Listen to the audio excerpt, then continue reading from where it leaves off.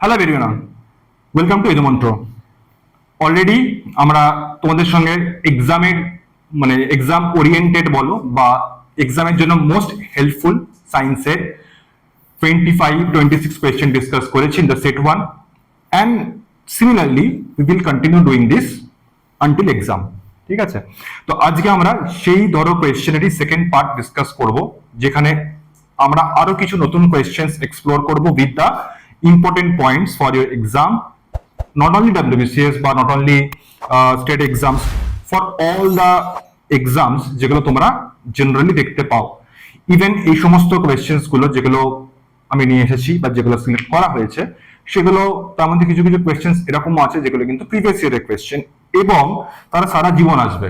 এরকম নয় যে তারা একবার এসছে কোনোদিন আসবে না, এরকম কিছু নয়, কারণ দ্য নাম্বার অফ কোয়েশ্চেন্স বলো বা the set of questions are limited. So for that reason আমাদের এটা মাথায় রাখতে হবে যে সমস্ত প্রিভিয়াস ইয়ার কোয়েশ্চেন্স গুলো এসছে সেখান থেকে যদি কোয়েশ্চেন্স আসে তাহলে যেন আমরা সলভ করে আসতে পারি।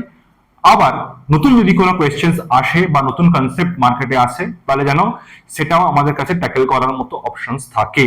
ঠিক আছে, যেরকম টি20 ক্রিকেটই আসুক আর যে ক্রিকেটই আসুক, ডিফেন্স ক্রিকেটের যে defence that will always be helpful. সেরকমই যেগুলো ইজি কোয়েশ্চেন্স বা যেগুলো ধরো কমন কোয়েশ্চেন্স সেগুলো কিন্তু তোমাকে করে আসতেই হবে। আর যেগুলো আনকমন কোয়েশ্চেন্স সেখানে you can have that leverage, because অনেকে পারবে না বা অনেকে ভুল করতে পারে, বাট যেগুলো সবাই পারবে সেই কোয়েশ্চেন্স গুলোকে তোমাকে ডেফিনেটলি ঠিক অ্যান্সার করে আসতে হবে, otherwise there is zero chance. ঠিক আছে, ইন শর্ট যেটা সবাই করছে তোমাকে তো করতেই হবে, বাট যেটা কেউ করছে না তোমাকে সেটা করতে হবে। This is the final summary. তো চলো আমরা নেক্সট আমাদের কোয়েশ্চেন সেশনে চলে যাই, যেখানে আমরা কোয়েশ্চেন গুলো ডিসকাস করব। Let's see what's the first question. First কোয়েশ্চেনে বলেছে, দেখো, noise levels in residential areas should not exceed. এই নয়েজ লেভেল সাউন্ড চ্যাপ্টারের থেকে আসা খুব ইম্পর্টেন্ট একটা কোয়েশ্চেন, যেখানে আমাদের সব ধরনের যে সমস্ত পয়েন্টস বলো বা যে লেভেলস গুলো সেইগুলোকে জেনে রাখতে হবে। তো ফার্স্ট চলো দেখে নিই একবার সেই ভ্যালু গুলো কত এবং কি কি। মাথায় রেখো যে সাউন্ডের ক্ষেত্রে যে ইউনিট দিয়ে মেজার করা হয় দ্যাট ইজ ডেসিবেল। ওকে, এবারে যেগুলো লিমিট দেওয়া আছে সেগুলো কিরকম কিরকম না, সেগুলো না এরিয়া ক্যাটাগরি ওয়াইজ লিমিট দেওয়া আছে। কোন এরিয়ার জন্য কত সাউন্ড হবে, তার জন্য ডে টাইমের একটা আলাদা টাইম হয়, নাইট টাইমের একটা আলাদা টাইম হয়। তো সেটা হলো দিস ওয়ান। ওকে, দেখো, তো তোমরা এই টেবিলটাকে অবশ্যই মাথায় রেখো। আমি জাস্ট একবার পড়ে দিই কি। ইন্ডাস্ট্রিয়াল এরিয়া দিনের বেলায় 75, রাতের বেলায় 70। Commercial area 65, 55। Residential area 55, 45। এটা আমাদের এক্সামে কোয়েশ্চেনে বলেছে। Industrial residential area silence zone মানে হচ্ছে হসপিটাল, স্কুল, এই ধরনের যে সমস্ত জায়গা বা সাউন্ড কম হলে ভালো হয়। যদিও ইন্ডিয়াতে মেনটেন হয় না, that's a different thing, but law এরকম বানানো আছে।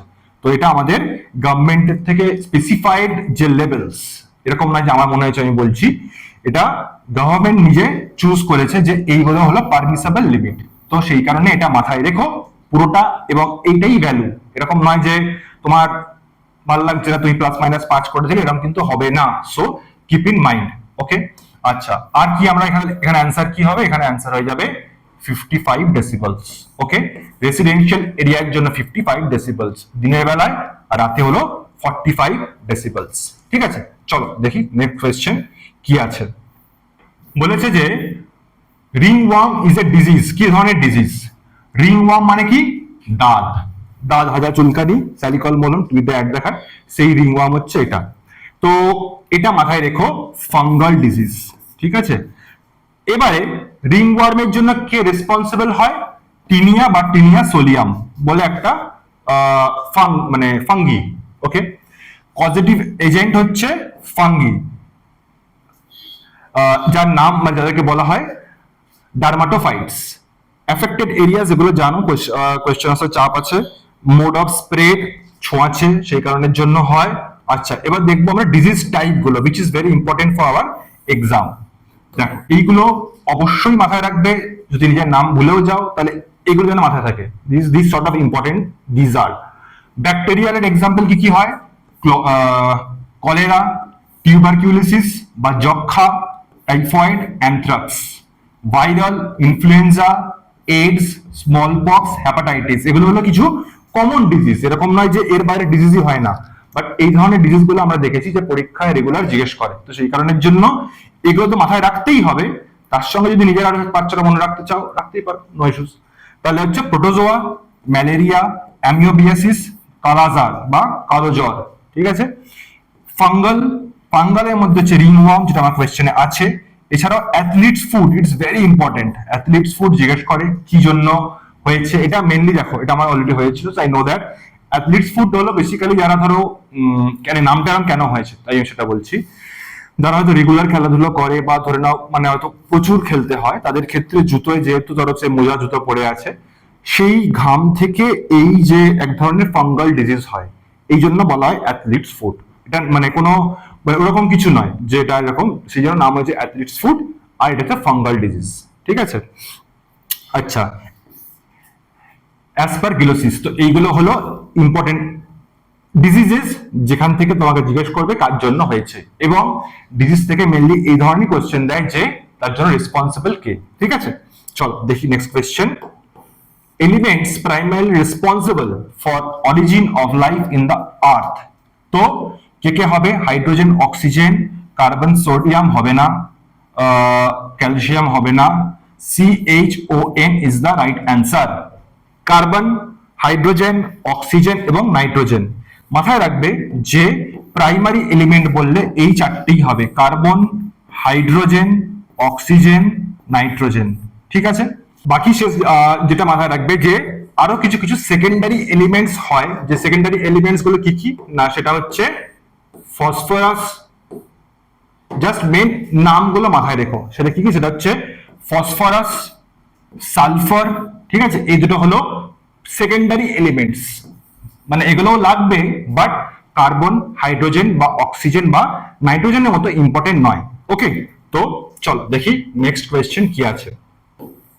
বলেছে the longest day in the southern hemisphere, longest day in the southern hemisphere. Okay, তাহলে সাউদার্ন হেমিস্ফিয়ার মানে কি না, আমাদের দক্ষিণ গোলার্ধ। দক্ষিণ গোলার্ধের লংগেস্ট ডে, তার মানে চলো অপশন গুলো দেখি। 22শে ডিসেম্বর, 21শে জুন, 21শে মার্চ, 23শে সেপ্টেম্বর, ঠিক আছে।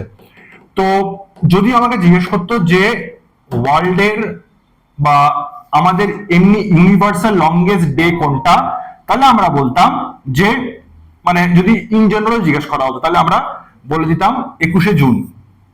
কিন্তু এখানে জিজ্ঞেস করেছে সাউদার্ন হেমিস্ফিয়ারে, তার মানে মাথায় রেখো আমাদের যেখানে মানে আমাদের যেটা সব থেকে ছোট দিন হবে সেটা হয়ে যাবে সাউদার্ন হেমিস্ফিয়ারের সব থেকে লংগেস্ট ডে, অর্থাৎ যেটা আমাদের উইন্টার সলিস্টিস সেটা হয়ে যাবে ওখানকার সামার সলিস্টিস। তো এরকম ব্যাপার, মানে আমাদের সাউথ হেমিস্ফিয়ার এবং নর্থ হেমিস্ফিয়ারের মধ্যে যে ডে নাইট বলো বা যে ওয়েদারের যে কনসেপ্টটা সেটা হচ্ছে উল্টো। তাহলে এখানে সব থেকে বড় ডে কোনটা হবে? 22শে ডিসেম্বর, সেই জন্য 25 ডিসেম্বরকে মানে ওই সময়টাকে ওরা এজ এ বড়দিন সেলিব্রেট করে।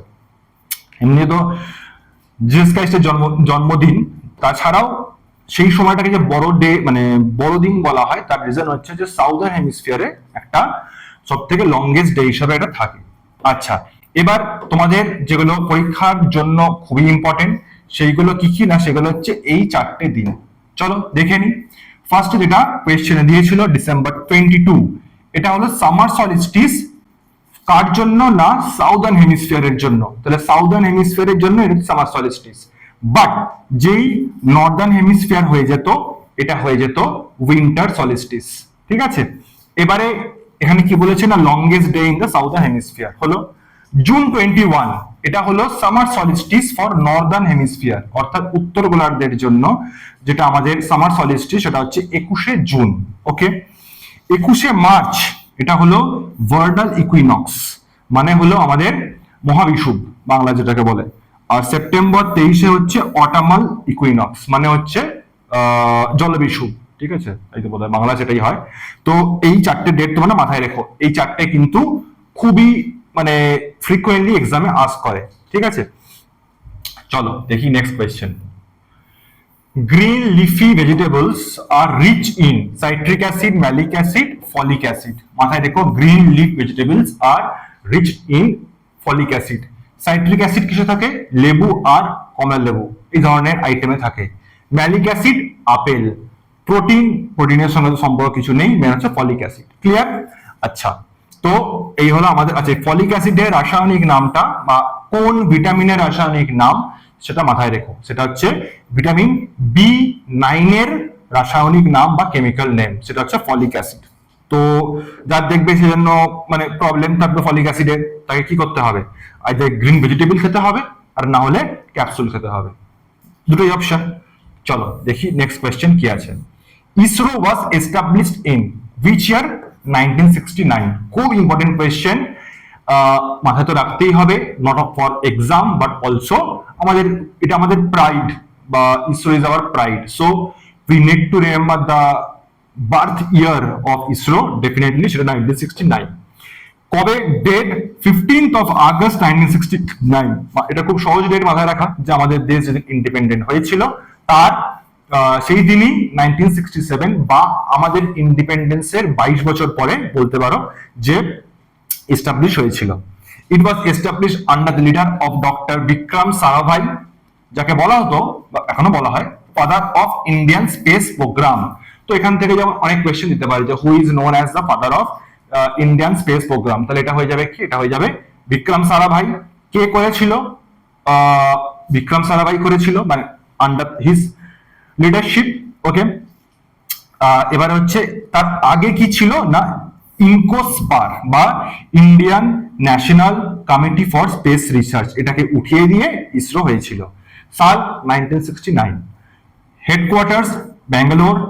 ফার্স্ট স্যাটেলাইট, খুব ইম্পর্টেন্ট, ফার্স্ট স্যাটেলাইট হচ্ছে আর্যভট্টা। কবে লঞ্চ হয়েছিল? 1975-এ। তো যে বছর আমাদের ক্রিকেট বিশ্বকাপ 50 ইয়ারে শুরু হয়েছিল, মাথায় রেখো সেই বছরে ফার্স্ট স্যাটেলাইট আমরা লঞ্চ করে দিয়েছিলাম। ঠিক আছে, ফার্স্ট লঞ্চ ভেহিকল সেটা হচ্ছে SLV-3 বা স্যাটেলাইট লঞ্চ ভেহিকল 3। ঠিক আছে, মেজর স্পেস সেন্টার জানো তোমরা, সতীশ ধাওয়ান স্পেস সেন্টার, শ্রীহরিকোটা। আচ্ছা, কিছু কিছু ফ্যাক্টস, জাস্ট চেক ইট। বলেছে যে ইনকোস্পার কবে তৈরি হয়েছিল, যেটা বললাম 1969-এ ডেমোলিশ মানে বন্ধ করে দেওয়া হয়েছিল, এবং তার জায়গায় ইসরো এসেছিল। তার মানে 1962-তে এটা তৈরি করা হয়েছিল ইনকোস্পার। জিজ্ঞেস করতে পারে অ্যাট এনি ডে। এবারে কার কার রেকমেন্ডেশনে? বিক্রম সারাভাই এবং হোমি জাহাঙ্গীর ভাবা। অ্যান্ট্রিক্স কর্পোরেশন, অ্যান্ট্রিক্স কর্পোরেশন মাথায় রেখো, ইটস দ্য কমার্শিয়াল আর্ম। দেখো, ইসরো তো কোনো জিনিস বানাবে, ইসরোই বেচবে, মানে যে বানাবে সেই বেচবে, সেই গিয়ে অফার দেবে, এরকম তো হয় না। এটা হচ্ছে কমার্শিয়াল আর্ম, মানে বিজনেস সাইড বা কমার্শিয়াল পার্টটাকে দেখভাল করবে অ্যান্ট্রিক্স। অ্যান্ট্রিক্স অনেক ধরনের সাইড ওয়েজ তোমার মানে সাপ্লিমেন্টারি জিনিসও তৈরি করে। যাই হোক, কবে এস্টাবলিশ হয়েছে? 1992-তে। নিউ স্পেস ইন্ডিয়া লিমিটেড, এটা রিসেন্ট হয়েছে 2019 সালে, বাট এটাও commercial wing. Notable missions, Chandrayaan চাঁদে গেছিল, মঙ্গলয়ান মঙ্গলে গেছিল, গগনয়ান গঙ্গায় গেছিল না, গঙ্গায় যায়নি। গগনয়ানটা, গগন মানে হচ্ছে আকাশ, সেই কারণের জন্য গগনযান গেছিল হচ্ছে, এটা প্ল্যান্ড হিউম্যান স্পেস ফ্লাইট, মাথায় রেখো। ঠিক আছে, এটা হলো প্ল্যান্ড হিউম্যান স্পেস ফ্লাইট। চলো নেক্সট দেখি। If all bullets could not be removed from gunshot injury of a man, it may cause poisoning by. এটা তো আরবি কোয়েশ্চেনেই এসছে, মানে আমার শিফটেই এসছে। সো আমি বলছিলাম যে এখানে এমন কোয়েশ্চেন থাকবে যেগুলো কিন্তু প্রিভিয়াস ইয়ার থেকেও নেওয়া এবং বহুবার এসছে। ঠিক আছে, অ্যান্সার কি হবে? অ্যান্সার হবে লেড। গুলিতে মানে গুলি বা বন্দুকের গুলি খাওয়ার জন্য আমরা মরে যাই। কেন মরি বা কার জন্য মরি? না, লেডের বিষক্রিয়ার জন্য মরি। তো যদি বুলেট বের করে নেওয়া হয়, অ্যাকচুয়ালি প্রবলেমটা কি হয়? প্রবলেমটা হচ্ছে it is in the contact of synovial fluid. এই সাইনোভিয়াল ফ্লুইডটা আমাদের মানে আমাদের যে জয়েন্টস থাকে, হাঁটু বলো, হাড় বলো, সেই সমস্ত, মানে হাঁটু হাড়, হাঁটু, কাঁধ, শোল্ডার, এই সমস্ত যে পার্টস গুলোতে সাইনোভিয়াল ফ্লুইড থাকে, কারণ আমাদের সকেট জয়েন্ট। তো সেই জয়েন্টটাতে যাতে একটু অয়েলিং থাকে, যাতে প্রবলেম না হয়, তার জন্য এই ফ্লুইডটা থাকে। আর তার সঙ্গে সেরিব্রোস্পাইনাল ফ্লুইড থাকে। এবার লেডটা গিয়ে এই সাইনোভিয়াল ফ্লুইড বা সেরিব্রোস্পাইনাল ফ্লুইডে গিয়ে মিক্স হয়ে যায় এবং সেখান থেকে ব্লাডে চলে যায়। ব্লাডে চলে যাওয়ার জন্য lead is one of the most harmful things basically, ঠিক আছে। সেই লেড ব্রেনের যে আমাদের নর্মাল ফাংশনিং, সেই নর্মাল ফাংশনিং কে বন্ধ করে দেয় বা কমিয়ে দেয়। তো সেটা চলে আসে প্লাম্বিজম, যেটা রোগটা হয় তাকে বলা হয় প্লাম্বিজম। মাথায় রেখো, প্লাম্বিজম কার জন্য হয় না, এটা হয় লেডের জন্য। মিনামাটা কার জন্য হয়, মিনামাটা হয় মার্কারির জন্য। দেখো দুটোই এম দিয়ে, মিনামাটা আর মার্কারি। আয়রন, আয়রনের জন্য যে রোগটা হয় সেটা তোমরা অনেকেই জানো না, সো অবশ্যই মাথায় রেখো, সেটা হচ্ছে সাইডেরোসিস, ঠিক আছে। আর্সেনিক, এটা সবাই জানো, এটা আমরা ক্লাস 6 থেকে পড়ছি, যে আমাদের যে ইভিএস বইতে প্রথম মানে যে কিছু পড়ি না পড়ি একটা জিনিস পড়তাম, যে আর্সেনিকের জন্য ব্ল্যাক ফুট ডিজিজ হয়। তো জানো এটা, বাট যেটা জানবে না সেটা কি না, সেটা হচ্ছে যে আমাদের যে আর্সেনিক থাকে, সেই আর্সেনিকের মানে পারমিসেবল লিমিট কত। হু এ যদি বলা হয়, হু হু যেটা রেকমেন্ড করেছে সেটা হচ্ছে 0.01 mg পার লিটার। হু যেটা বলেছে 0.01 mg পার লিটার। তো কোনো দায়িত্বশীল অর্গানাইজেশন যেগুলো বলে, আমরা একটা করি করি না, আমরা তার উল্টো কাজ করি। সেরকমের জন্য বলতে পারো আমাদের ইন্ডিয়াতে তো এটা ফলো করার চান্স খুবই কম, বাট জেনারেলি আমরা কি করি না, আমরা জেনারেলি 0.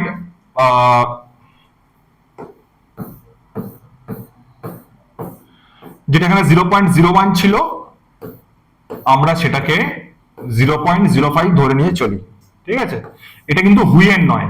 সো যদি হু জিজ্ঞেস করে হু কত বলেছে, তাহলে হু বলেছে 0.01। ক্লিয়ার? চলো, angle of friction and angle of repose আর, দেখো পরীক্ষার পয়েন্ট অফ ভিউ থেকে যদি করতে চাও দুটো ইকুয়াল হবে, মাথায় রেখে দাও, কাজ হয়ে যাবে। এবার অনেকের ডাউট বা কোয়ারিজ থাকে যে জিনিসটা কি, কেন হচ্ছে। চলো আমি জাস্ট একটু শর্টে মানে ইন শর্ট বলে দিচ্ছি যে দাবিটা কি। দাবিটা আর কিছুই না, দাবিটা হচ্ছে, ধরো এই একটা সারফেস রয়েছে, এই সারফেসের ওপর একটা অবজেক্ট রয়েছে,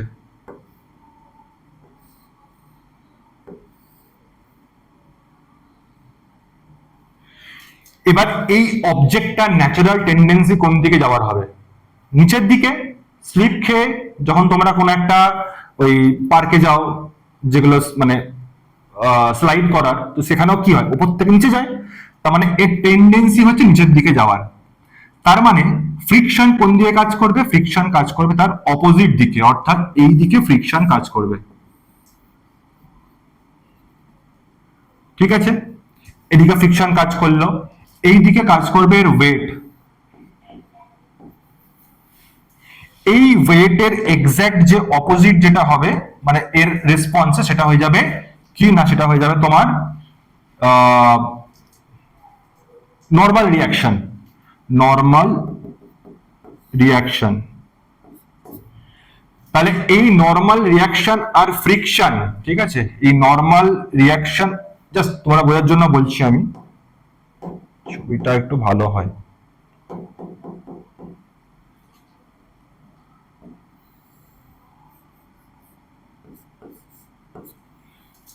ঠিক আছে, এবার এই নর্মাল রিয়াকশন আর ফ্রিকশন, এটাকে আমি লিখতে পারি এফ দিয়ে বা এফ এফ দিয়ে লেখো। তো এই ফ্রিকশন আর নর্মাল রিয়াকশনের মধ্যে যে রেজাল্টেন্ট হয়, সেই রেজাল্টেন্ট বলে হোয়াট ইজ রেজাল্টেন্ট।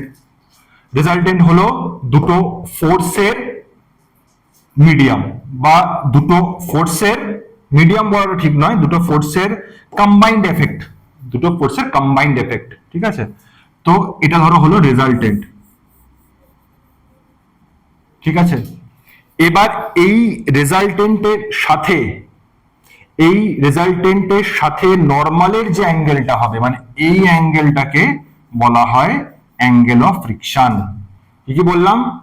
বললাম যে the angle between the normal reaction and the resultant force of the friction and normal reaction, এটাকে আমি বলছি কি না অ্যাঙ্গেল অফ ফ্রিকশন। ক্লিয়ার? আর অ্যাঙ্গেল অফ রিপোজ কাকে বলে?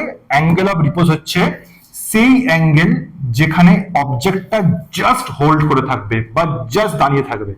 তুমি ভাবো লজিক্যালি, যদি তুমি এই ল্যান্ড মানে যে সারফেসটা আছে, এই সারফেসটাকে তুমি যদি আস্তে আস্তে উপর দিকে তোলো, তাহলে কি হবে? সাট করে পড়ে যাবে। বাট যদি তুমি একদম নামিয়ে দাও, তাহলে একটা সময় পরে নড়বেই না। তো তোমাকে এমন একটা অ্যাঙ্গেলে রাখতে হবে যাতে জাস্ট স্টার্ট হয়, বাট স্টার্ট হয়নি, একেই বলা হয় অ্যাঙ্গেল অফ রিপোজ। ঠিক আছে? তো এই অ্যাঙ্গেল অফ রিপোজ আর এই অ্যাঙ্গেল অফ ফ্রিকশন, মানে যদি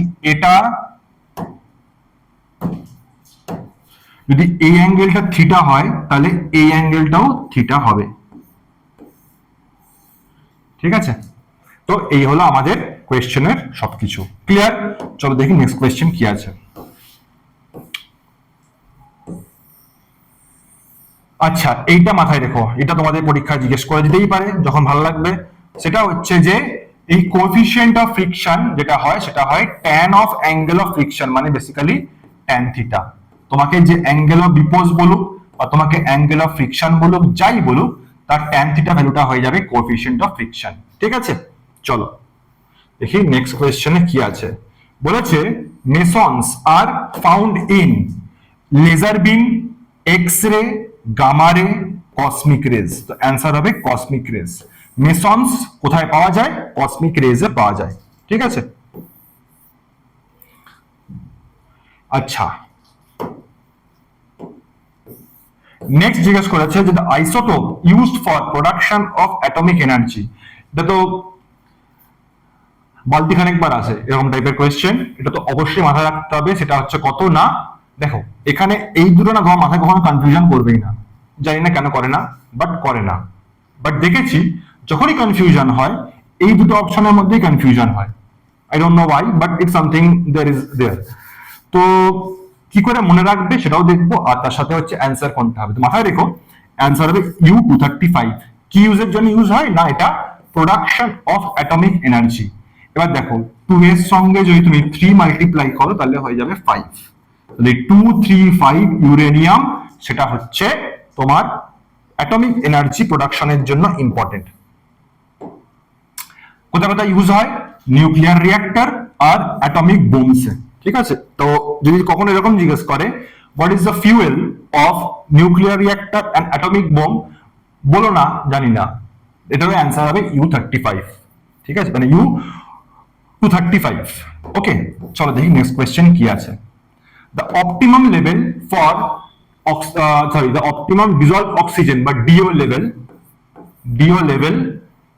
ডিও মানে ডু নয়, এটা ডিও মানে ডু সেটা নয়, কিন্তু এখানে ডিও মানে ডু নয়। ঠিক আছে? তো required for survival of aquatic animals. দেখো এটা পুকুর আছে, পুকুরে জল আছে, জলে মাছ আছে। তো এই মাছগুলো বেঁচে থাকার জন্য অক্সিজেন লাগবে। তো সে অক্সিজেনটা কি করে? মাছটা জল থেকে বেরোবে, শ্বাস নেবে, ঢুকে যাবে, এরকম করে কি? করে না। ওই জলের মধ্যেই ডিজলভ অক্সিজেন থাকে। তো এই ডিজলভ অক্সিজেন থেকেই মাছ শ্বাস নেয়, বেঁচে থাকে, যা খুশি করে। এবার আমাদের যেটা জানতে হবে যে অক্সিজেনের জন্য অপটিমাম মানে ঠিকঠাক লেভেলের ডিও কত, সেটা হচ্ছে অপশন এ 4 to 6। যদি 4 এর কমে যায় তাহলে মাছের শ্বাসকষ্ট হবে, আর যদি 6 এর উপরে থাকে তাহলে প্রবলেম নেই, বেশি গ্রোথ হবে। সো এটা হচ্ছে ব্যাপার। ঠিক আছে? এটা কেন এফেক্ট হয় না? এটা এফেক্ট হয় মেইনলি টেম্পারেচার। যদি টেম্পারেচার হাই হয় তাহলে ডিওতে কমে যাবে, ডিও লেভেলটা। Organic pollution and bacterial activity. ঠিক আছে? মানে পুকুরের মধ্যে বা সেই জলের জায়গাতে আগাছা হেনা তেনা প্রচুর জমা হয়েছে, তো তারাও তো শ্বাস প্রশ্বাস নেবে, নাকি তারা দম বন্ধ করে থাকবে? তারা শ্বাস প্রশ্বাস নেবে এবং তার জন্য অক্সিজেন ওয়েস্ট হবে। ঠিক আছে? Photosynthesis by the aquatic plants and algae, তার সঙ্গে ওয়াটার টার্বিউলেন্স এন্ড অ্যারেশন, এইসব কারণের জন্য ডিওতে এফেক্ট পড়ে। এবং মাথায় রাখবে লেভেলটা কত? লেভেলটা হলো 4 থেকে 6। আর যদি ভুলে যাও কি করে মাথায় রাখবে, ডিওর যে লেভেলটা সেটা হচ্ছে ক্রিকেটের দুটো ইম্পর্টেন্ট মানে শর্ট বা রানসের কম্বিনেশন 4 থেকে 6। বুঝে গেল? চলো দেখি নেক্সট কোয়েশ্চেন কি আছে। What happens to a person who receives the wrong type of blood? তুমি ধরো কারোর শরীরে ভুল রক্ত ট্রান্সমিট করে দিয়েছো, তাহলে তার কি হবে? সে ছবি হয়ে যাবে। কিরকম না, তার মেনলি কি হয়, ধরো এ হচ্ছে ডোনার, ডোনার মানে যে দিচ্ছে, আর এ হচ্ছে রিসিভার যে নিচ্ছে। তো এদের দুজনেরই ব্লাড গ্রুপের কারণের জন্য অ্যান্টিজেন থাকবে এবং অ্যান্টিবডিজ থাকবে, এরও থাকবে এরও থাকবে। অ্যান্টিবডিজের কাজ কি? অ্যান্টিবডিজের কাজ হচ্ছে বাইরে থেকে আসা যে কোনো বহিরাগতকে শেষ করা, এটা হচ্ছে অ্যান্টিবডিজের কাজ। তাহলে এই যখন ধরো এখান থেকে তুমি ব্লাড দিচ্ছ, যদি ব্লাড ম্যাচ না করে বা ব্লাড গ্রুপ ম্যাচ না করে, তাহলে এর যে অ্যান্টিবডিজ গুলো আছে সে এর অ্যান্টিজেন গুলোর সঙ্গে রিয়াকশন করবে এবং রিয়াকশন করে মানে ব্লাড বা আরবিসি যেগুলো আছে সেগুলোকে জমাট বাঁধিয়ে দেবে। সো এখানে রাইট অ্যান্সার হয়ে যাবে দ্য আরবিসিস অ্যাগ্লুটিনেট, মানে হলো আরবিসি গুলো জমাট বেঁধে যাবে এবং আমাদের যে পুরো ব্লাডটা সেটা একটা ওই মানে জেলি টাইপস অফ জিনিস হয়ে যাবে, মানে ব্লাড তো ফ্লো থাকবে না, পুরো একটা ক্লট হয়ে গিয়ে একটা পিণ্ড মতো হয়ে যাবে থলথলে। তো এটা আমি আমার দেখেছিলাম একটা ইউটিউবে ভিডিওতে, যে ভেনাম বা ভাইপার একটা সাপ হয়, ভাইপার সাপ যদি তোমার কখনো কামড়ায়, তোমাকে না যদি যাকেই কামড়েছে, তো তার এই জিনিসটা হয়, মানে সেখানে তুমি ইমেজটা দেখতে পাবে যে কিরকম হয়ে যায়। তো এরকম টাইপের একটা থলথলে সর্ট অফ সলিড বা সেমি সলিড সাবস্টেন্সে কনভার্ট হয়ে যায়। ঠিক আছে, তো এটা হলো আমাদের প্রবলেম। তো এই হলো কি, যদি রং টাইপ অফ ব্লাড দিয়ে দেওয়া হয় তাহলে তার কি এফেক্ট পড়বে মাথায় রেখো, আরবিসি যেগুলো আছে সেগুলো অ্যাগ্লুটিনেট হয়ে যাবে। আচ্ছা, the HIV virus affects the leukocytes, lymphocytes, erythrocytes, none of these। মাথায় রেখো HIV ভাইরাস যেটা আছে সেটা আমার লিম্ফোসাইটকে অ্যাটাক করে। What is lymphocyte? লিম্ফোসাইট হচ্ছে বেসিক্যালি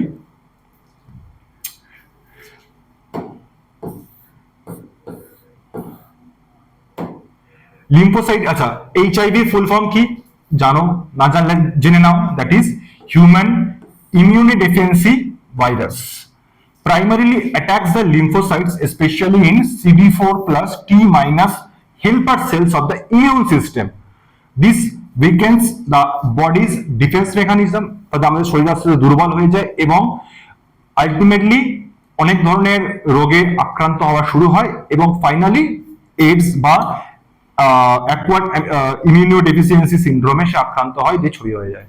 ঠিক আছে, তো মাথায় রাখবে তাহলে এইডস ভাইরাস কোথায় অ্যাটাক, এইডস নয়, এইচআইভি ভাইরাস কোথায় অ্যাটাক করে না, এইচআইভি ভাইরাস অ্যাটাক করে লিম্ফোসাইটসে। ঠিক আছে, চলো নেক্সট বলেছে the chemical name of baking soda. এটা তো পরীক্ষায় 1,00,000 বার এসেছে, আবার আসবে, সেটা হবে সোডিয়াম বাইকার্বনেট। তো এটাও অনেকে কনফিউশন হয়, কারণ সোডিয়াম কার্বনেট হচ্ছে ওয়াশিং সোডা আর সোডিয়াম বাইকার্বনেট হচ্ছে বেকিং সোডা, দুটো মিক্স হয়ে যায়। মাথায় রেখো এখানেও ব আছে এখানেও ব আছে, ঠিক আছে, সেই কারণে ব থাকলে বাবা যেমন হয়ে যায় তেমন এখানে অ্যান্সার হয়ে যায়। কি না, সেটা হচ্ছে বেকিং পাউডার যখন হবে তখন বাই থাকবে, বাইকার্বনেট হবে, আর যখন মানে ওয়াশিং সোডা বা এরকম থাকবে যে তখন সেখানে হয়ে যাবে সোডিয়াম কার্বনেট। ঠিক আছে, এবার কেন দেয় না, সোডিয়াম বাইকার্বনেট হচ্ছে NaCO3। এই NaCO3 মধ্যে একটা বস্তু আছে যার নাম হচ্ছে CO2। যখনই সে হিট পায় এই CO2টা এখান থেকে বেরিয়ে যায়। এবার ধরো তোমার একটা কেক, ঠিক আছে, এটা কেক, এর মধ্যে যখনই CO2 গুলো বেরিয়ে যাবে তখন কি হয় না, এই যে উপরের সারফেস যেটা আছে সেই উপরের সারফেসটা এরকম তবলার মতো ফুলে যায়। এই যে ফুলে যাওয়ার কারণটা সেটা হচ্ছে এই কার্বন ডাই অক্সাইডের এমিশন বা বেরোনো। এবার এই যে কার্বন ডাই অক্সাইডটা বেরোচ্ছে সে কোত্থেকে আসছে না, সে আসছে NaCO3 বা সোডিয়াম বাইকার্বনেট থেকে। ক্লিয়ার? তো এই ছিল আমাদের বেকিং সোডার নাম বা বেকিং সোডার পরিচয়। এবার আমরা দেখবো যে এয়ার ব্যাগ কোথায় থাকে? গাড়িতে। কখন কাজে লাগে? যখন মানে গাড়ি কাউকে ঠুকে দিয়েছে এবং অ্যাক্সিডেন্ট হয়েছে, তখন ওই এয়ার ব্যাগ গুলো বেরিয়ে আসে। কোয়েশ্চেন ইজ যে এই এয়ার ব্যাগ সেফটি মেকানিজমের জন্য মেন কি ইউজ করা হয়?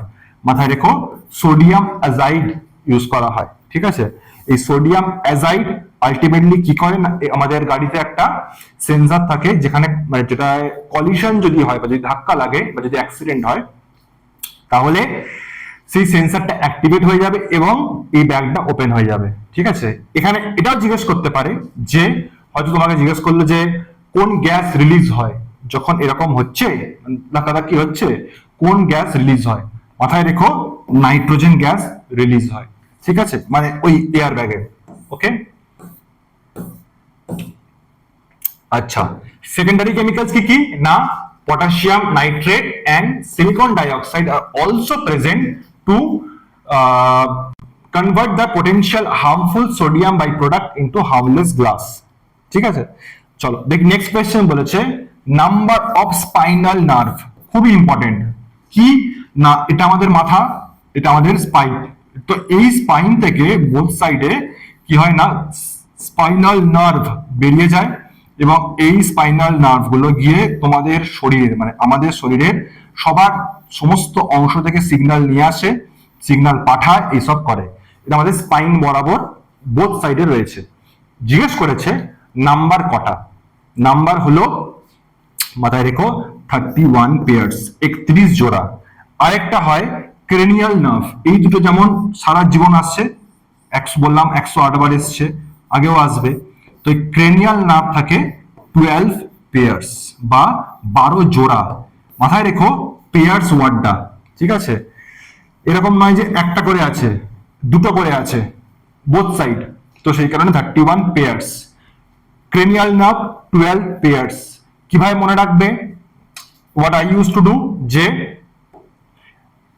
ফার্স্টে কে আছে, মাথা না স্পাইন? আগে মাথা আছে, তারপরে স্পাইন আসবে। তাহলে 1 দিয়ে শুরু করি, 1 2, 1 2 পরে কে আসে? 1 2 পরে আসে 3। ব্যাস, আর যেতে হবে না। এবার আবার আমি ঘুরিয়ে এখানে চলে আসবো। সো 1 2 এটা হলো আমার নাম্বার অফ ক্রেনিয়াল নার্ভস, যেটা ব্রেন থেকে বেরোচ্ছে। আর 31 বা 3 এর পর যদি 1 নিয়ে চলে আসো, তাহলে সেই 31টা হয়ে যাবে কি না, আমার স্পাইনাল নার্ভস। তাহলে 12 আর 31 বা 31 আর 12 এই দুটো তোমাকে মনে রাখতে হবে। ঠিক আছে, এটা হলো আমার total number of spinal nerve. একবার জাস্ট দেখে নাও কোথায় কোনটা আছে। যদি পরীক্ষায় জিজ্ঞেস করে বা কটা আছে, তাহলে কিন্তু তোমরা সেটা সলভ করে আসতে পারবে। কিরকম? সার্ভাইকাল নেকে থাকে, এটা আছে 8 পেয়ার্স মানে 16টা। কি যে লেখা হয়, C1 C2 C3 মানে 8টা। থোরাসিক চেস্টে আছে, এটা হচ্ছে 12 পেয়ার্স। লাম্বার, এটা লোয়ার ব্যাক বা আমাদের ধরে নাও কোমরের কাছে রয়েছে। স্যাক্রাল, পেলভিস আর ককিজেল হচ্ছে টেলবোন। তাহলে এটা হচ্ছে 1 পেয়ার, এটা হচ্ছে 5 পেয়ার, মানে হলো 8 12 5 5 1 এই ফরমেশনে থাকে। ঠিক আছে, তো এটা মাথায় রেখো, এই সিরিজটাও এবং নামগুলো এবং তার সঙ্গে হচ্ছে টোটাল 31 নাম্বার অফ পেয়ার্স থাকে। চলো, জিজ্ঞেস করেছে যে in India which is the most widely used form of renewable energy? Geothermal energy, hydroelectric energy, solar energy নাকি থার্মাল এনার্জি? তো এটা হয়ে যাবে, তোমার মাথায় রেখো, সোলার এনার্জি। সোলার এনার্জি অর্থাৎ সূর্য থেকে পাওয়া যে শক্তি, সেটাকে আমরা এখন ম্যাক্সিমাম ইউজ করছি। তো অ্যাজ দা মানে replacement of fuel based energy. Fuel based মানে কি? পেট্রোলিয়াম, কোল, তারপর ধরো গ্যাস, সিএনজি। তো এই ধরনের যেগুলো, সেগুলো হচ্ছে আমাদের ফিউয়েল বেসড, মানে fossil based, fossil based fuel. তো ফসিল বেসড ফিউয়েলের ক্ষেত্রে যেটা হয় যে তারা ফসিলস থেকে তৈরি হয়েছে, আর এরা নেচারের যে সমস্ত মানে সোর্স গুলো রয়েছে, সান বলো, এয়ার বলো, সেখান থেকে এগুলো পাওয়া গেছে। তো এই জন্য বলা হচ্ছে এদেরকে অনেকগুলো নাম দেওয়া হয়। একটা হচ্ছে রিনিউয়েবল এনার্জি বলা হয়, ঠিক আছে, তার সাথে বলা হয় যে মানে এমন একটা এনার্জি যে মানে শেষ হবে না, আনফিনিশড, মানে ইনফাইনাইট সোর্স অফ এনার্জি। তো সেইগুলো হচ্ছে এর এক্সাম্পল। এর মধ্যে বলেছে ইন্ডিয়াতে রাইট নাও কোনটা সব থেকে বেশি ইউজ হচ্ছে, that is solar energy. Clear? চলো দেখি নেক্সট কোয়েশ্চেন কি আছে। বলেছে যে which type of fire extinguisher is used for petroleum fire, very important, এবং এই কোয়েশ্চেনটা আমরা একটু সময় নেব। চলো দেখি কি বলেছে। না, যদি পেট্রোলিয়াম ফায়ার হয় তাহলে তুমি কোন ধরনের ফায়ার এক্সটিংগুইশার ইউজ করবে বা কোনটা করা উচিত। কি দিয়েছে? Powder type, liquid type, soda acid type আর ফোম টাইপ। তো অ্যান্সার হবে ফোম টাইপ। কেন? বাকি বলে কি প্রবলেম? দেখো, যদি তুমি লিকুইড টাইপ দাও তাহলে অ্যাকচুয়ালি পেট্রোলিয়াম ফায়ারের ক্ষেত্রে কি হয়, ধরো এটা যে সারফেসটা, এই সারফেসে পেট্রোল বলো পেট্রোলিয়ামটা আছে, এবার এখানে আগুন লেগেছে, এখানে লেগেছে আগুন। এবার তুমি কি করলে, লিকুইড পেট্রোল মানে লিকুইড টাইপ মানে হচ্ছে জল ফল নিয়ে এসব নিয়ে গিয়ে দিয়ে দিলে, ঠিক আছে?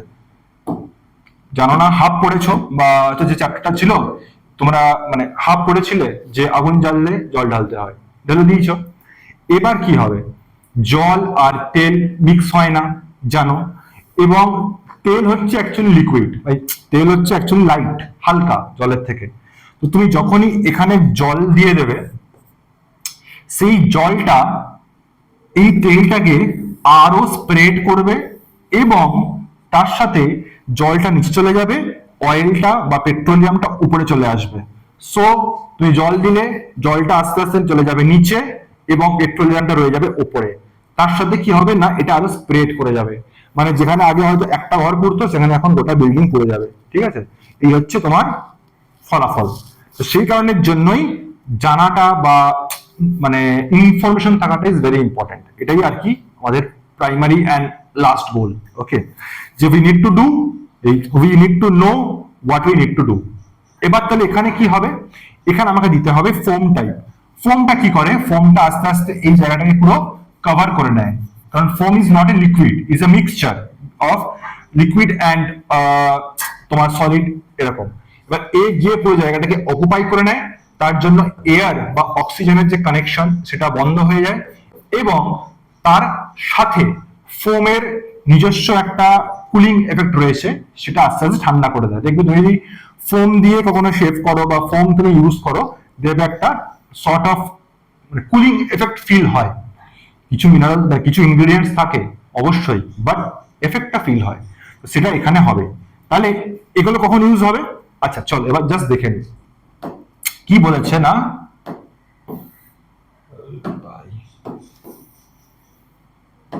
পেট্রোলিয়াম ফায়ার যেটা, সেটা অ্যাকচুয়ালি হচ্ছে যে ইট ইজ ক্লাসিফাইড অ্যাজ, মাথায় রেখো, ক্লাস বি ফায়ার। তাহলে এখানে আমাকে ইউজ করতে হবে ফোম।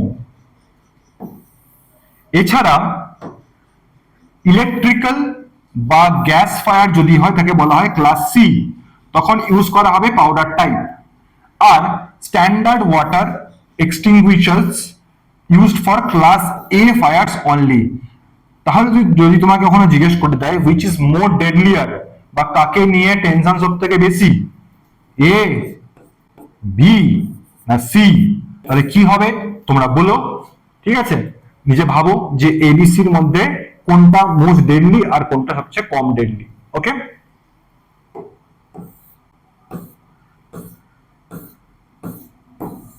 আর হচ্ছে সোডা অ্যাসিড টাইপ, এটা আগে ইউজ হতো, যেটা দেখবে ওই লাল লাল রঙের বড় থাকে, যেটা দিয়ে আগে সিনেমায় হিরোটা দুম করে মেরে দিত মাথায়, সেরকম টাইপের যে জিনিস সেটাকে বলা হয় soda acid type.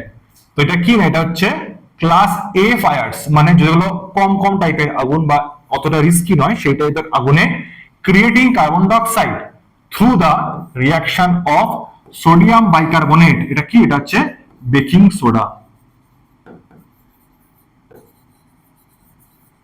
And sulphuric acid. তার মানে তুমি এটা বাড়িতে বানাতে পারতে, বেকিং সোডা আর তার সাথে সালফিউরিক অ্যাসিড নিয়ে, but both of them are dangerous, so someone has to be careful. আচ্ছা চলো দেখি বলেছে যে which wave is being used by the common TV remote control, এটা হবে ইনফ্রারেড ওয়েভস। তোমরা যদি টিভিটার সামনে নিয়ে গিয়ে দেখো এরকম করে টিপে, তো দেখবে রিমোটের সামনে একটা লাল রঙের বিপ হচ্ছে, কিন্তু কিন্তু তুমি কিছু দেখতে পাচ্ছ না। তো এটাই অ্যাকচুয়ালি কিছু না, ইনফ্রারেড ওয়েভস। ইনফ্রারেড কেন না আমরা জানি তো, ভিবজিওর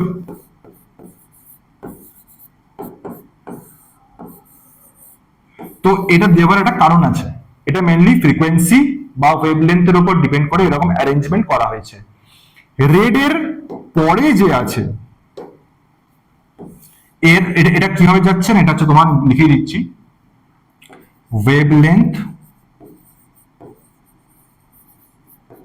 এই অর্ডারে যদি যাও তাহলে বাড়বে, ঠিক আছে, ভায়োলেটের সব থেকে কম, রেডের সব থেকে বেশি ওয়েভলেন্থ।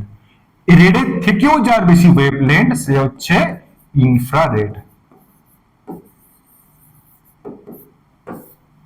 আর ভায়োলেটের যে এদিকে আছে সে হয়ে যায় আল্ট্রা ভায়োলেট। বোঝা গেল? তাহলে আল্ট্রা ভায়োলেট আর ইনফ্রারেড এটা হচ্ছে ভিবজিওরের মাথার লেজ। তো এই ইনফ্রারেডটাই আমরা ইউজ করি টিভিতে বা আমাদের রিমোট কন্ট্রোলে, আমাদের মানে টিভিতে যে এটা ইউজ করা হয় যে ওয়েভটা, ঠিক আছে। তো এটা আনসার হবে ইনফ্রারেড। ওকে,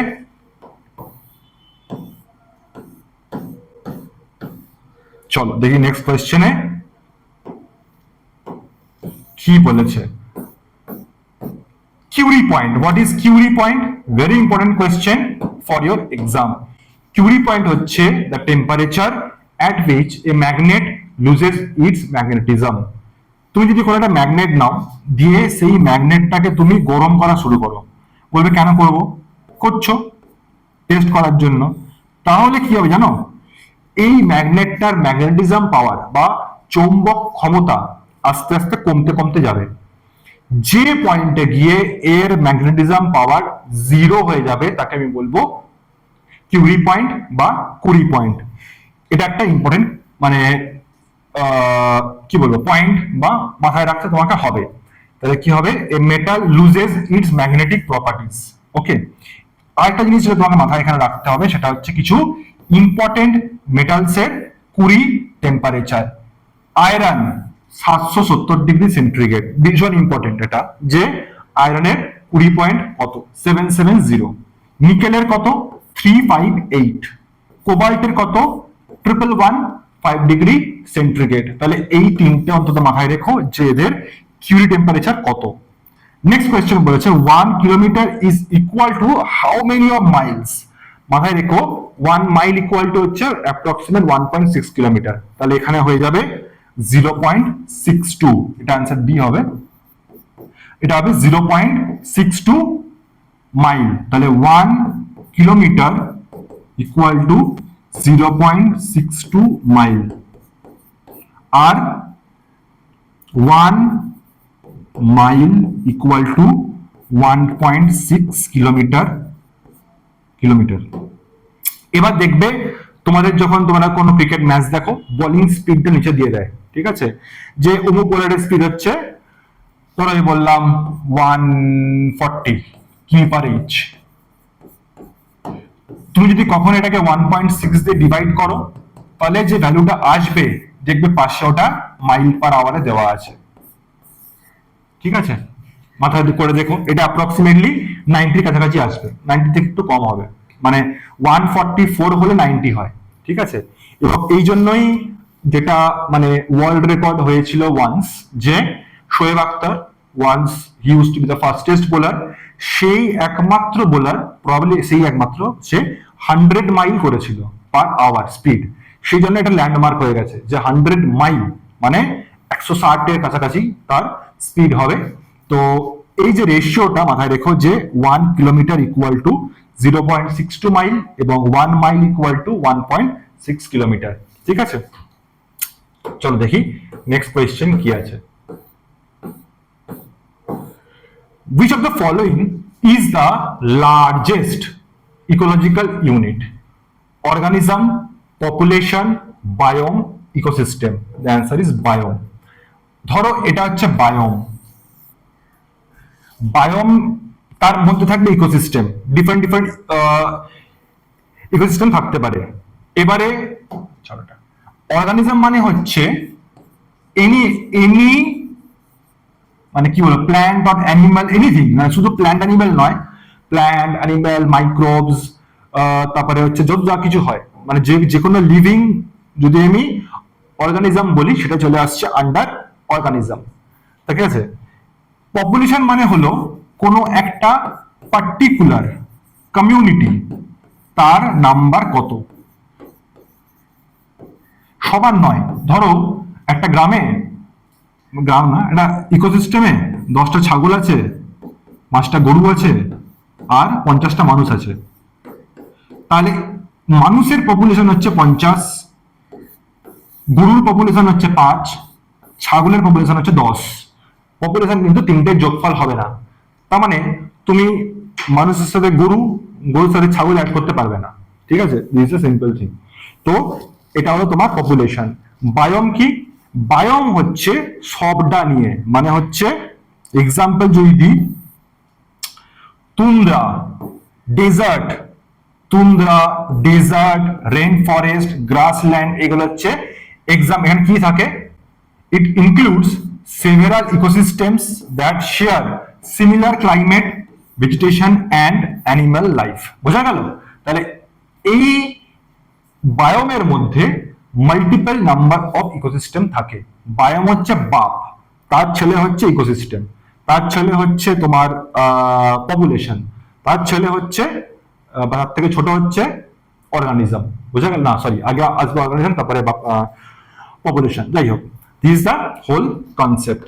ওকে, চলো দেখি নেক্সট কোয়েশ্চেন কি আছে। এজেন্ট অরেঞ্জ ইজ কি? an insecticide, an herbicide, a fertilizer, a biofertilizer? তো এটা অ্যান্সার হবে এ হার্বিসাইড।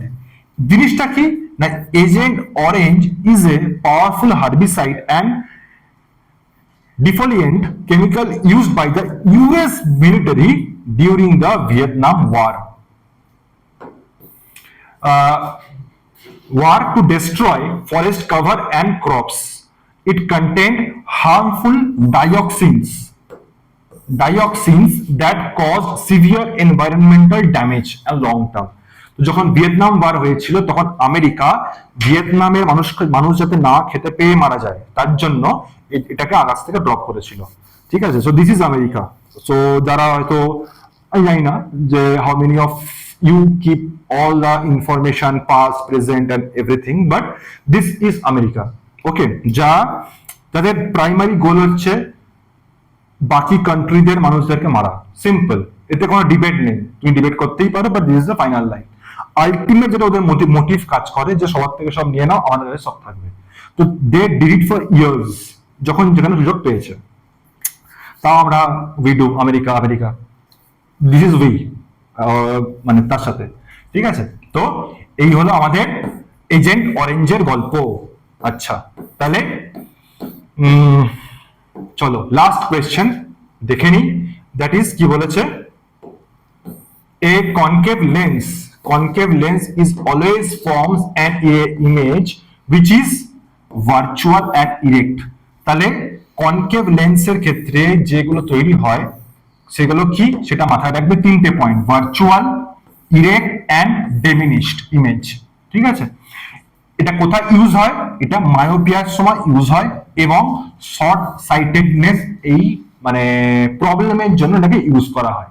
সো তখন আমাদের এই তোমার কনকেভ লেন্সের প্রয়োজন পড়ে। ঠিক আছে, আর লেন্স আর মিররের ডিফারেন্স কি? লেন্স আর মিররের ডিফারেন্স হচ্ছে লেন্স দিয়ে আরেকটা সাইড তুমি দেখতে পাবে, লেন্সে কোনো কভার নেই, বাট মিররে পিছন দিকে একটা মার্কারি কভার থাকে, তার জন্য তুমি মিররে নিজেকে দেখতে পাবে। So this is the difference. ঠিক আছে, তো চলো, this was our discussion for today. এরকমই আমরা নেক্সট ভিডিওতে আসবো আবার অনেক টাইপসের এবং ডিফারেন্ট ডিফিকাল্টির কোয়েশ্চেন নিয়ে, যাতে তোমাদের মানে আপকামিং যে WBCS থেকে শুরু করে যে সমস্ত ফিউচার এক্সামস গুলো আছে সেখানে যাতে তোমরা সায়েন্সের each and every question common পেতে পারো। So definitely subscribe the channel এবং তার সঙ্গে এই ভিডিওস গুলো তোমরা দেখতে থাকো, ইট উইল বেনিফিট ইউ।